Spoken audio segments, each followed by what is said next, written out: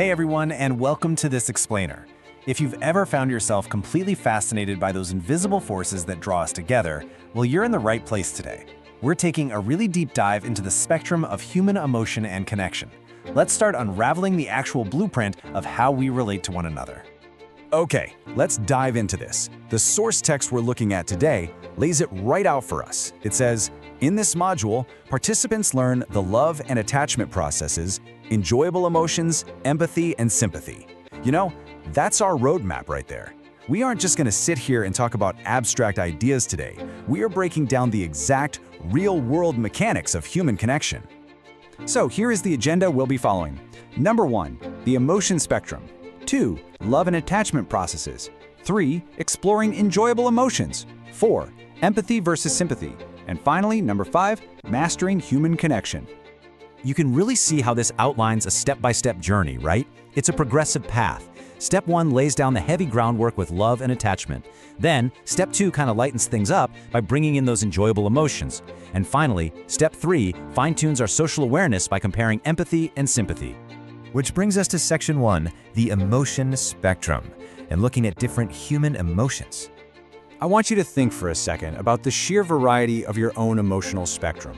I mean, we might feel anxious, super excited, and deeply grateful literally all within the exact same hour. It's wild. To really understand human connection, you can't just isolate one feeling in a vacuum. You have to understand that we operate across this incredibly wide, sometimes chaotic landscape of emotions. Navigating all that diversity, that's Step 1. Moving right along to Section 2, love and attachment processes. We're looking at the concept of the love process here. Have you ever wondered why love is defined here as a process rather than just, a spontaneous feeling? Well, framing it this way implies action. It implies growth. Love isn't just this static state that you suddenly fall into and then you're just done. Actually, it's an ongoing, highly dynamic spectrum that requires constant nurturing and continuous engagement. Let's move to and see how this builds into its closely linked counterpart, the attachment process. Because honestly, you can't truly understand one without the other. While love is that emotional draw, the initial spark, attachment is the psychological glue. It's the literal process of bonding and establishing lasting deep security. Together, these two cover both the fiery passion and the structural foundation of a relationship. Let's shift gears to Section 3, exploring enjoyable emotions. Notice how enjoyable emotions is plural here. It's not just one thing. It encompasses joy, amusement, gratitude, serenity, the whole shebang. So why is this carved out as distinctly separate from those heavier attachment processes we just talked about?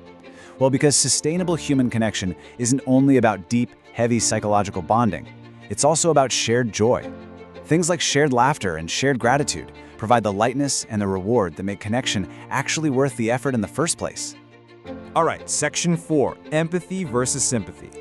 Now, what's really interesting about this direct comparison is how empathy and sympathy sound so similar, don't they? But they actually drive connection in completely different ways. Sympathy is basically feeling compassion for someone.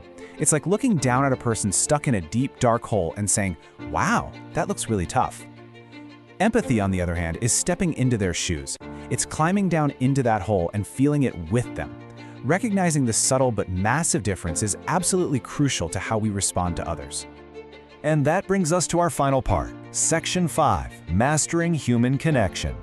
So the crucial point is this: mastering love as a dynamic process, actively making the space for those enjoyable emotions, and really knowing when to use empathy over sympathy. This is the exact formula for unlocking the full spectrum of human connection. True connection is never passive. It requires applying these emotional tools literally every single day. As we wrap up this explainer, I really want to leave you with a thought to reflect on. Where do you find yourself on the spectrum of human emotion and connection? Are you currently focused on building attachment, maybe seeking out more enjoyable emotions, or are you working on transforming your sympathy into true empathy? Thank you so much for joining me today. Keep learning, keep connecting, and I'll see you next time.